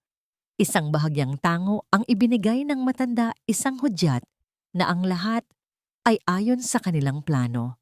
Ang mga tunay na dokumento ay ligtas na nakatago sa ilalim ng proteksyon ng kanyang lolo at ang nasa harap ni Anton ay mga huwad na papel lamang na walang anumang legal na halaga. Dahan-dahang itinaas ni Clara ang kanyang kamay na nanginginig pa dahil sa kapaguran ng panganganak. Gamit ang tinta na tila dugo sa kanyang paningin, pinindot niya ang kanyang hinilalaki sa ibabaw ng papel. Nakita niya ang mabilis na kislap ng tagumpay sa mga mata ni Anton, isang kislap na puno ng kasakiman at kawalan ng pagpapahalaga sa babaeng kamamatay lamang sana para sa kanilang anak. Babe, don't worry. Gagawin ko ito para sa inyo ni baby. I'll make sure na secured ang future ninyo. Ang boses ni Anton ay puno ng pekeng tamis habang mabilis niyang itinago ang folder sa loob ng kanyang bag na tila isang magnanakaw na nakakuha ng ginto. Isang buwan ang mabilis na lumipas. Ang tahanan ni Clara ay binalot ng isang hindi kapani-paniwalang selebrasyon. Gamit ang perang kinuha mula sa ipon ni Clara, nag-organisa si Anton ng isang marangyang handaan para sa unang buwan ng kanilang anak. Ang bakuran ay napuno ng mga makukulay na banderitas at ang amoy ng inihaw na karne ay humahalo sa hangin. Ang malalakas na tawanan ng mga panauhin ay umaling-awngaw sa bawat sulok, ngunit para kay Clara ang bawat tunog ay tila isang insulto sa katahimikang dapat sana ay para sa kanyang pagpapagaling. Si Stella ay nakasuot ng isang matingkad na pulang damit na tila sumisigaw ng kapangyarihan. Siya ang tumatayong reyna ng handaan, naglalakad sa pagitan ng mga bisita at tinatanggap ang mga papuri na tila siya ang tunay na ina ng tahanan. Ang bawat kilos niya ay puno ng pagmamayabang, lantarang, ipinapakita ang kanyang posisyon sa buhay ni Anton sa harap ng lahat ng kanilang mga kamag-anak at kapitbahay. Look at Anton, napakabuting asawa talaga. Kahit may sakit sa isip ang asawa niya, nagagawa niya pa ring bigyan ng ganitong kagandang party ang anak nila. Ang mga bulong ng mga panauhin ay tila mga matatalim na tinik na bumaon sa puso ni Clara habang nakaupo siya sa isang sulok yakap ang kanyang anak. Nanatiling tahimik si Clara. Ang kanyang mukha ay maputla at ang kanyang mga mata ay nananatiling nakatitig sa kawalan, ngunit sa ilalim ng kanyang mahabang buhok na nakalaylay ang kanyang paningin ay matalas na nagmamasid. Nakita niya si Dr. Ernesto na dumating bilang kanilang panauhing doktor, isang tahimik na suporta na nagbibigay sa kanya ng lakas na magpatuloy sa mapanganib na larong ito. Inayos ni Clara ang kanyang suot na trambya, isang simpleng dekorasyon sa buhok na pagmamay-ari pa ng kanyang ina. Ito ang kanyang paalala na sa gitna ng lahat ng kasinungalingang ito, ang katotohanan ay malapit ng lumabas. Nararamdaman niya ang bilis ng pintig ng kanyang puso na tila isang hudyat ng paparating na bagyo. Tumayo si Anton sa gitna ng sulyap ng lahat at kinuha ang mikropono. Ang matinis na tunog ng feedback mula sa kagamitan ay tila isang babala na bumasag sa usapan ng mga tao. Naglakad siya ng may kumpiyansa, ang kanyang mukha ay balot ng isang perpektong maskara ng kabutihan at pagsasakripisyo. Mga kaibigan, pamilya, salamat sa pagdalo ninyo ngayon. Alam ninyong hindi naging madali ang mga nakaraang buwan para sa amin. Ang aking asawang si Clara ay dumadaan sa isang matinding pagsubok sa kanyang isipan, pero bilang asawa, hinding-hindi ko siya bibitawan. Ang lahat ng paghihirap ko sa trabaho ay para sa kanila. Lumingon si Anton kay Clara na may isang mapanuyang ngiti na tanging ang babae lamang ang nakakaintindi ng tunay na kahulugan. Clara babe, can you come here on stage? Gusto kong makita ng lahat kung gaano ka namin kamahal ng anak natin. Ang katahimikan ay bumalot sa buong paligid habang ang lahat ng mata ay nakatuon sa babaeng itinuturing nilang baliw. Dahan-dahang tumayo si Clara, ang kanyang mga galaw ay banayad at puno ng isang hindi maipaliwanag na dignidad. Tumingin siya kay Anton at sa halip na ang takot na inaasahan ng lalaki, isang matamis at mahiwagang namangiti ang gumuhit sa mga labi ni Clara, isang nangiting nagpapahiwatig na ang huling yugto ng kanilang kasinungalingan ay nagsimula na. Sa gitna ng malawak na bakuran na puno ng mga palamuting kulay rosas at asul, ang bawat ngiti ni Anton ay tila isang matalim na kutsilyong nakatago sa ilalim ng pelus. Ang mga panauhin ay abala sa pagkain at pakikipagkwentuhan, hindi namamalayan na ang kanilang kinakain ay nagmula sa pawis at luhang ninakaw mula sa babaeng itinuturing nilang baliw. Si Stella na suot ang kanyang pulang damit ay naglalakad sa pagitan ng mga mesa nang may mapagmataas na tindig. Ang bawat galaw niya ay nagsasabing siya ang nagwagi sa laro ng panlilinlang. Tumayo si Anton sa gitna ng entablado, hawak ang mikropono na nagdulot ng isang matinis na tunog sa simula bago ito tuluyang naging malinaw. Ang kanyang boses ay naging malambing puno ng kabutihang loob na tila isang anghel na nagbabahagi ng biyaya. Mga kaibigan, salamat sa inyong lahat. Alam ninyo kung gaano kahirap ang pinagdaanan namin. Ang aking asawa, si Clara, ay hindi pa rin maayos ang isipan, pero hinding-hindi ko siya pababayaan. Lahat ng ito ay para sa kanya at sa ating maliit na prinsesa. Babe, halika rito. Gusto kong makita ng lahat kung gaano kakahalaga sa akin. Dahan-dahang tumayo si Clara mula sa kanyang upuan sa gilid. Ang katahimikan ay bumalot sa buong bakuran. Ang mga mata ng mga tao ay puno ng awa para sa baliw na babae na dahan-dahang naglalakad patungo sa entablado. Ngunit sa bawat hakbang ni Clara, ang kanyang mga mata ay unti-unting nagbabago. Ang kawalan ng malay ay napalitan ng isang malamig at matalas na talino na tila isang hiyas na dumaan sa matinding apoy. Nang abutin ni Clara ang mikropono mula kay Anton, naramdaman ng lalaki ang isang kakaibang lakas sa hawak ng kanyang asawa. Isang mapanuring damong ngiti ang gumuhit sa mga labi ni Clara, isang ngiting hindi kailanman nakita ng sinuman sa mga nagdaang buwan. Salamat, Anton. Salamat sa lahat ng paghahandang ito. Ang boses ni Clara ay umalingaw-ngaw sa buong paligid, hindi na manipis o pambata, kundi dinala ang bigat ng lahat ng sakit na kanyang kinimkim. Maraming salamat sa bawat baso ng gatas na may arsenic na ibinigay ninyo sa akin gabi-gabi. Maraming salamat sa bawat kasinungalingang sinabi mo upang magmukha akong baliw sa harap ng mga taong ito. Ang katahimikan sa bakuran ay naging mas malalim at mas nakakabingi. Ang mga panauhin ay tila naging mga estatwa. Ang mukha ni Anton ay mabilis na namutla, ang kanyang mga labi ay nanginginig habang pilit na humahanap ng salitang maididikit. Clara, ano bang sinasabi mo? Masyado ka lang pagod. Nakakalimot ka na naman. Sa sandaling iyon, ang malaking screen na nakalagay sa likuran ng entablado ay biglang nagkaroon ng buhay. Ang tunog ng pagpindot sa isang kagamitan ay sinundan ng paglabas ng mga larawan at video. Ang unang video ay nagpapakita kay Stella na marahas na sinasabunutan si Clara habang ang huli ay nagmamakaawa. Sinundan ito ng audio recording ng boses ni Anton, malinaw na maririnig ang kanyang plano na lasunin ang cupcake sa araw ng baby shower upang makuha ang titulo ng lupa't bahay. Nagsimulang magkaroon ng bulungan. Sa mga panauhin, isang bulungang puno ng galit at pagkamangha. Ang mga tao na kanina ay naaawa kay Clara ay ngayon ay nakatingin kina Anton at Stella nang may matinding kasuklam-suklam. Hindi ito totoo. Gawa-gawa lang iyan ng matandang yon.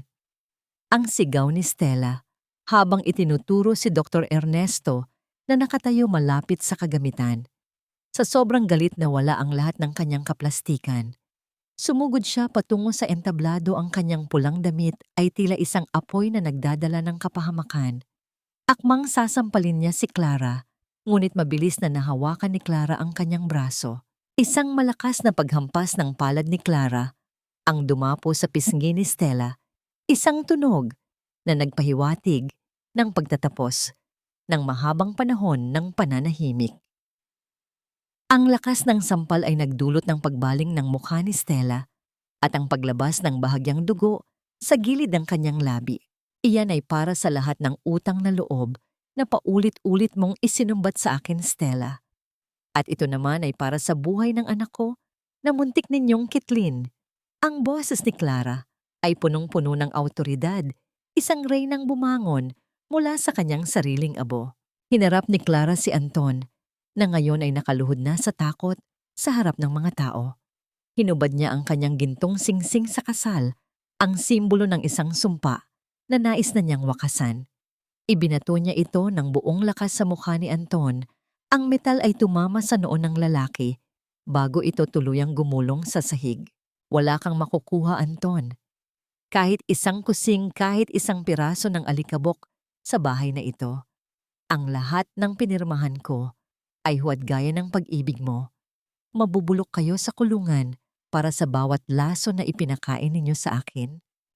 Nang marinig ang papalapit na tunog ng mga sirena ng pulis mula sa kalsada, mabilis na tumakbo si Anton patungo sa likurang bahagi ng garahe. Ang kanyang mga galaw ay puno ng desperasyon, tila isang ahas na naghahanap ng butas na mapagtataguan.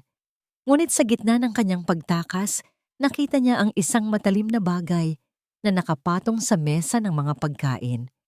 Isang kutsilyo na ginamit sa paghiwa ng cake. Sa isang biglaang bugso ng galit at kawalan ng pag-asa, hinablot niya ito at muling lumingon sa direksyon ni Clara na bumuhat na sa kanyang sanggol. Ano na ang mangyayari sa isang pusong wala nang natirang pag-asa, kundi ang manira ng buhay at paano haharapin ni Clara ang huling pagtatangka ng kadiliman sa gitna ng kanyang pinakahihintay na tagumpay. Sa gitna ng kaguluhan ng bawat segundo ay tila naging isang siglo para kay Clara. Habang yakap niya ang kanyang sanggol sa kanyang dibdib, nakita niya ang mabilis na pag-atake ni Anton, taglay ang isang matalim na kutsilyo na nagniningning sa ilalim ng ilaw ng bakuran. Ang galit sa mukha ng kanyang asawa ay hindi na mapagkakaila. Ito ang mukha ng isang taong nawalan na ng lahat ng katinuan at konsensya. Ngunit bago pa man madampi ng talim ang balat ni Clara, isang matapang na bulto ang mabilis na humarang sa kanyang harapan. Si Dr. Ernesto, sa kabila ng kanyang katandaan, ay nagpamalas ng isang lakas na nanggagaling sa pagnanais na protektahan ang kanyang kaisa-isang apo. Naramdaman ni Clara ang pagtama ng katawan ni Anton sa kanyang lolo kasunod. Ang isang marahang pagdaing mula sa matanda nang madaplisan ng kutsilyo ang kanyang braso. Ang pagtalsik ng ilang patak ng dugo sa sahig ay naging hudyat ng pagtatapos ng mahabang pasensya ng mga taong nakapaligid sa kanila. Mabilis na rumesponde ang mga pulis na kanina pa nakaabang sa paligid. Ang matitigas na tunog ng mga yabag ng sapatos sa semento ay sinabayan ng pagpilit sa katawan ni Anton na dumapa sa lupa. Narinig ang malamig na paglalapat ng bakal na posa sa kanyang mga kamay, isang tunog na nagpapahiwatig na ang kalayaang ginamit niya sa kasamaan ay tuluyan na niyang naiwala. Sa kabilang panig, si Stella ay hindi rin nakatakas. Ang kanyang mga kamay ay mariing hinawakan ng mga awtoridad habang pilit siyang kumakawala at nagsisisigaw. Kasabay ng pagbagsak ng kanilang mga plano, nagsimula ang isang masakit na palabas ng pagtuturuan. Ang pag-ibig na ipinagmamalaki nilang dalawa ay tila isang marupok na sinulid na agad na patid sa harap ng kapahamakan. Si Stella ang may kasalanan ng lahat. Siya ang nagplano na lasunin ka, Clara. Pinilit niya lang ako dahil gusto niyang makuha ang pera mo. Ang bulyaw ni Anton ang kanyang boses ay basag at puno ng desperasyon habang nakadapa pa rin sa sahig. Huwag kang magsinungaling. Anton, ikaw ang lumapit sa akin. Ikaw ang nagsabing, sawang-sawa ka na sa asawa mong baliw at gusto mo na siyang mawala para makuha ang bahay na ito. Ang ganti ni Stella ang kanyang muka ay balot ng puot at pagkamuhi sa lalaking minsan niyang tinawag na mahal. Ang kanilang pagtatalo ay tila isang maruming sarswela na pinapanood ng lahat ng kanilang mga panauhin at kapitbahay nang may matinding kasuklam-suklam. Tumayo si Clara ng tuwid, hawak pa rin ang kanyang anak na himalang nanatiling tahimik sa kabila ng ingay.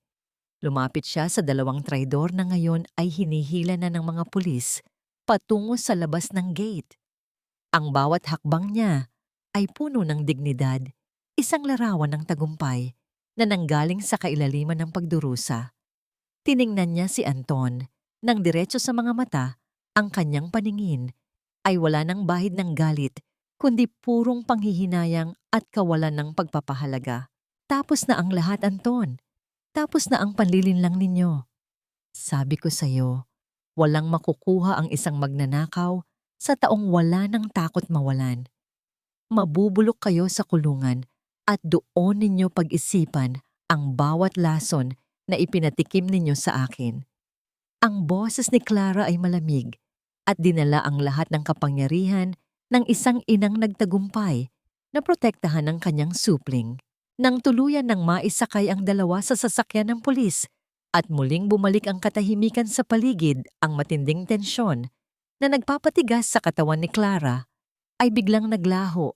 Dahan-dahan siyang naupo sa gilid ng sofa, ang kanyang mga kamay ay nanginginig habang mahigpit pa ring nakakapit sa kanyang sanggol. Ang bawat luhang pilit niyang pinigil sa loob ng maraming buwan ay nagsimulang dumaloy ng walang kontrol. Hindi ito luha ng sakit kundi luha ng kalayaan. Ang bawat hikbi ay tila isang paglilinis sa kanyang sugatang kaluluwa. Ang matinding pagod na dulot ng pagpapanggap at pagtatago ay tila isang dambuhalang alon na humampas sa kanya ngayong tapos na ang laban. Naramdaman niya ang marahang haplos ni Dr. Ernesto sa kanyang balikat, isang haplos na nagsasabing hindi na siya muling mag-iisa. Tumingin si Clara sa paligid ng kanyang tahanan. Ang mga pader na naging saksi sa kanyang paghihirap ay tila naging malaya na rin mula sa madilim na anino ng panlilinlang. Ngunit habang tinititigan niya ang kanyang anak, na mahimbing nang natutulog isang malalim na tanong ang namayani sa kanyang isipan. Maibabalik pa kaya ng hustisya ang mga taon at damdaming ninakaw sa kanya o mananatili itong isang peklat na habambuhay na magpapaalala sa kanya ng pait ng pagtataksil? Ang bawat hagod ng malinis na gasa sa sugat sa braso ni Dr. Ernesto ay ginagawa ni Clara ng may pambihirang ingat at pagmamahal. Ang silid ay binalot ng isang payapang katahimikan malayo sa ingay at puot na namayani sa bakuran kagabi. Ang amoy ng antiseptic ay hindi na nagdadala ng takot kay Clara. Sa halip ito ay naging simbolo ng paglilinis at paghilom. Tumingin siya sa kanyang lolo, ang lalaking itinaya ang sariling buhay upang protektahan siya, at naramdaman niya ang isang mainit na daloy ng pasasalamat na hindi kayang tumbasan ng anumang salita. Lolo, pasensya na po at nadamay pa kayo sa gulo ko.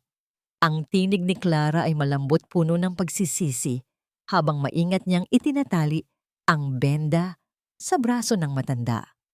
Huwag mong isipin yon, Clara. Ang bawat sugat na ito ay patunay lamang na hindi ka na muling mag-iisa. Tapos na ang gabi, apo ko. Ang sikat ng araw sa labas ay para na sayo at sa anak mo. Ang bawat salita ni Dr. Ernesto ay tila isang banayad na haplos na nagpapatatag sa nagdurugong puso ng babae. Sa labas sa gitna ng likurang bahagi ng kanilang hardin, isang apoy ang dahan-dahang lumalamon sa mga tambak na gamit na hindi na nais pang makita ni Clara. Pinanood niya ang unti-unting pagkatunaw ng matingkad na pulang damit ni Stella at ang mga mamahaling polo ni Anton. Ang bawat piraso ng tela na tinutupok ng naglalagablab na apoy ay nagpapadala ng itim na usok patungo sa kalangitan, tila mga dumi ng nakaraan na tuluyan ng nililinis ng panahon. Kasama sa apoy ang mga huwad na dokumento at ang lahat ng alaala ng panlilinlang na naging anino sa loob ng bahay na yon, sa loob ng maraming buwan. Nararamdaman ni Clara ang init ng apoy sa kanyang mukha at sa bawat paglipad ng abo sa hangin, tila may bahagi ng kanyang mabigat na pasanin ang nababawasan. Ang bawat hakbang niya palayo sa apoy ay isang hakbang patungo sa pagbawi ng kanyang sariling pagkakakilanlan. Nilapitan siya ni Manang Rosa na may dalang isang baso ng sariwang juice. Ang matanda ay nakasuot na ng malinis na damit at ang takot na dati ay nakaukit sa kanyang mukha ay napalitan na ng isang payapang ngiti. Manang, huwag na kayong mag-alala sa pag-iimpake ninyo. Dito na kayo sa amin. Kayo ang nagligtas sa aming mag-ina at itinuturing na kayong pamilya sa bahay na ito. Ang paanyaya ni Clara ay nagdulot ng muling pag-agos ng luha sa mga mata ng matanda. Ngunit ngayon, ito ay mga luha ng kagalakan at kapanatagan. Habang lumilipas ang mga araw, ang balita tungkol sa hatol ng hukuman kina Anton at Stella ay umabot sa kanilang tahanan. Ayon sa kanilang abogado, ang dalawa ay makukulong sa loob ng mahabang panahon dahil sa tangkang pagpatay at malawakang panloloko. Hindi na nagabalang pumunta si Clara sa korte. Sapat na sa kanya ang malaman na ang katarungan ay nananaig na. Wala na siyang balak na lumingon pa sa madilim na pasilyong yon ng kanyang buhay. Isang hapon, tumayo si Clara sa harap ng malaking salamin sa kanyang silid. Hawak niya ang isang matalim na gunting. Tinitigan niya ang kanyang sariling refleksyon. Ang buhok na dati ay mahaba, ngunit seksorsak dahil sa epekto ng lason ang mga mata na marami nang nasaksihang pait. Sa bawat pagbukas at pagsara, ng talim ng gunting ang mga hibla ng kanyang lumang pagkatao ay dahan-dahang nalalaglag sa sahig. Ang tunog ng bawat pagputol ay tila isang hudyat ng paglaya mula sa mga kadenang matagal na nagpabigat sa kanya. Nang matapos ang kanyang ginagawa, isang bagong muka ang bumungad sa kanya. Ang kanyang maikling buhok ay nagbigay ng diin sa kanyang matapang na mga mata at sa kanyang bagong nahanap na lakas. Hindi na siya ang Clara na madaling linlangin at apihin. Siya na ngayon ang isang inang handang harapin ang anumang bagyo para sa kanyang anak. Binalot ng katahimikan ng buong bahay habang dahan-dahang hinahaplos ni Clara ang kanyang bagong gupit na buhok. Ngunit sa likod ng kanyang bagong anyo at sa gitna ng katahimikang ito, isang malalim na kaba ang biglang gumapang sa kanyang dibdib nang makita niya ang isang lumang sobre na nakasingit sa gilid ng salamin, isang sobreng may sulat kamay ni Anton na hindi niya napansin noon. Anong lihim pa ba ang maaaring nakatago sa likod ng mga salitang ito? At kaya bang burahin ng bagong anyo ang mga bakas ng pag-aalinlangang muling sumisilay sa kanyang isipan? Sa ilalim ng isang malawak at bughaw na kalangitan kung saan ang mga puno ay marahang sumasayaw, sa bawat ihip ng banayad na hangin, naglalakad si Clara ng may panibagong sigla sa kanyang bawat hakbang. Ang sikat ng araw ay tila isang mainit na yakap na nagpaparamdam sa kanya ng kaligtasang matagal niyang ipinagkait sa kanyang sarili. Sa kanyang mga bisig mahimbing na natutulog ang kanyang anak na babae, ang munting anghel na naging katuwang niya sa paglampas sa pinakamadilim na bahagi ng kanyang buhay. Sa kanyang tabi, dahan-dahang naglalakad si Dr. Ernesto. Ang matanda ay nakasuot ng kanyang paboritong barong at sa kanyang mga mata ay mababakas ang isang malalim na katahimikan at kagalakan habang pinagmamasdan ang kanyang apo at apo sa tuhod. Ang kanilang paglalakad sa parke ay naging isang banal na ritual ng pasasalamat para sa bawat hiningang malaya mula sa lason ng nakaraan. Lolo, tingnan niyo po si baby. Ang tinig ni Clara ay malinaw at puno ng himig ng kaligayahan. Tila nananaginip siya ang gaan ng kanyang paghinga. Hindi ko akalain na darating ang araw na ganito tayo kapayapa. Isang matamis na ngiti ang iginawad ni Dr. Ernesto sa kanya. Clara, ang bawat bagyo ay may hangganan. Ang mahalaga ay kung paano ka bumangon at naging mas matatag mula sa mga labi ng iyong pinagdaanan. Napakaganda mo sa iyong bagong anyo dahil ang iyong kagandahan ay nanggagaling na sa loob ng iyong puso. Makalipas ang ilang sandali, tumayo si Clara sa harap ng isang malaking bulwagan. Ang silid ay napuno ng daan-daang kababaihan na may iba't ibang pinagmulan, ngunit may isang karaniwang layunin, ang humanap ng lakas mula sa kwento ng isa't isa. Nang tumapak si Clara sa gitna ng entablado, ang katahimikan ay bumalot sa buong paligid. Ang bawat mata ay nakatuon sa kanya, hindi dahil sa awa, kundi dahil sa paghanga sa kanyang katatagan. Humarap si Clara sa kanila. Ang kanyang boses ay hindi nanginginig, kundi dinala ang bigat ng katotohanan at ang tamis ng paghilom. Minsan, akong naniwala na ang aking halaga ay nakasalalay sa kung paano ako ituturing ng iba. Minsan akong nabulag sa lason ng huwad na pag-ibig at mapanirang utang na loob. Ang bawat salita niya ay tila isang pamilyar na himig na humahaplos sa mga sugatang kaluluwa ng mga nakikinig. Pero narito ako ngayon upang sabihin sa inyo na ang pagtataksil ay hindi ang katapusan. Ang pagdurog sa inyong puso ay simula lamang ng pagbuo ng isang mas matibay at mas nagniningning na bersyon ng inyong sarili.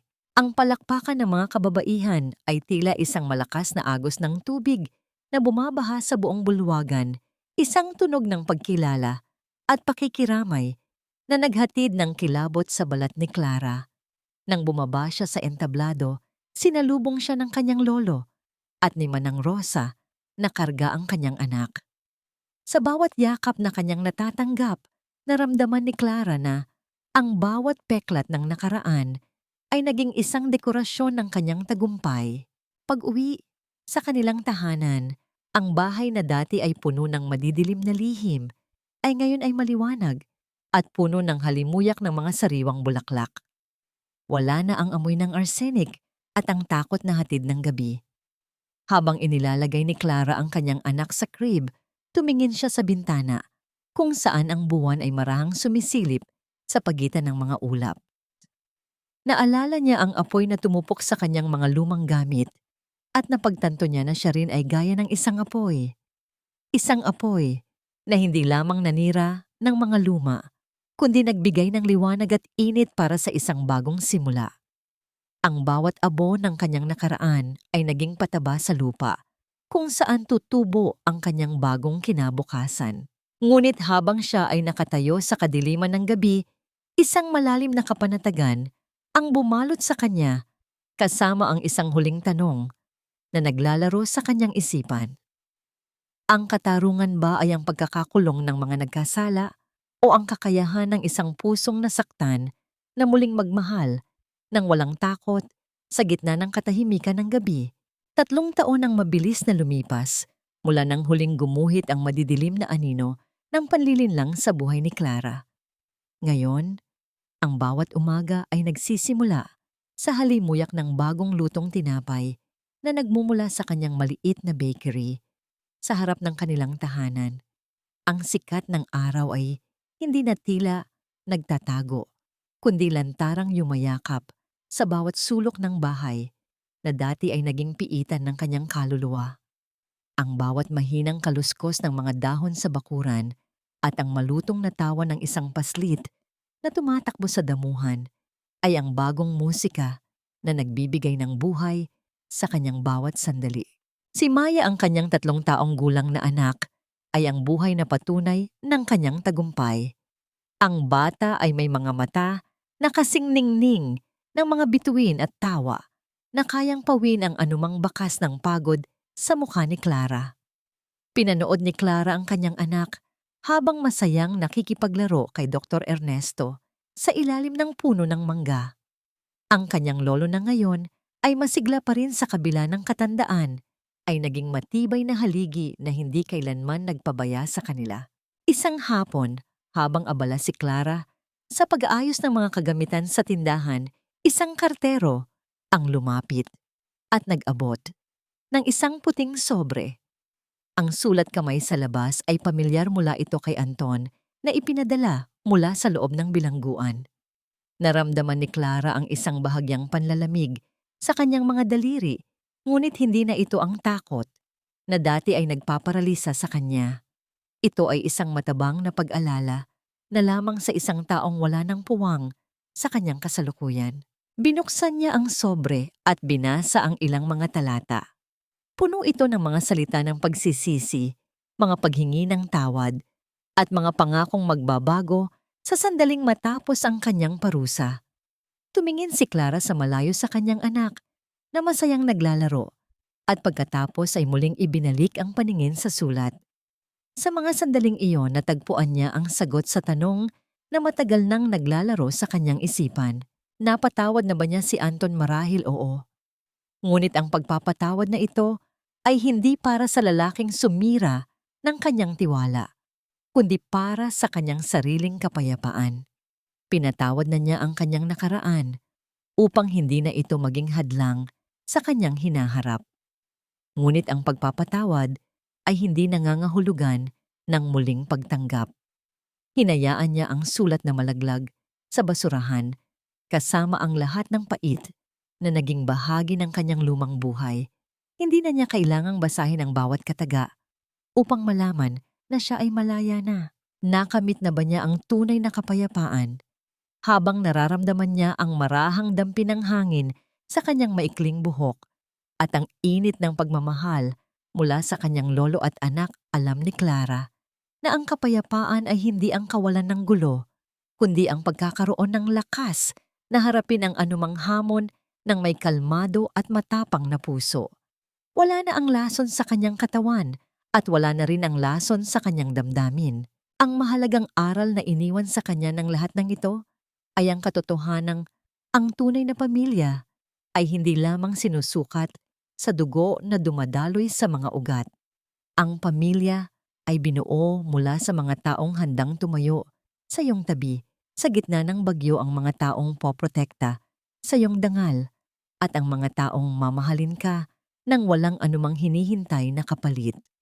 Natutunan niya na ang utang na loob ay hindi dapat maging isang kadena na gagamitin upang sakali ng iyong pagkatao, kundi isang ugnayan ng pasasalamat na nagbibigay ng kalayaan. Sa kanyang personal na pagtasa sa sarili, alam ni Clara na ang bawat luhang pumatak at bawat sugat na iniwan ng nakaraan ay naging bahagi ng kanyang paglago. Ang babaeng dati ay tahimik at sunod-sunuran ay naging isang reynang may sariling paninindigan. Siya ay isang inang nagtagumpay, isang apo na nagbalik sa kanyang pinagmulan at isang babaeng muling natutong magmahal sa kanyang sarili. Habang papalubog ang araw at nagbibigay ng isang kulay kahel na liwanag sa buong paligid, binuhat ni Clara si Maya at humalik sa pisngi ni Dr. Ernesto. Ang hinaharap ay maaaring may dala pang mga misteryo, ngunit sa sandaling ito, sa gitna ng kanyang tahanang puno ng pag-ibig, alam ni Clara na ang bawat umaga ay laging magdadala ng bagong pag-asa. Wala nang takot, wala nang lason, tanging ang tamis ng buhay na muli niyang inangkin para sa kanyang sarili.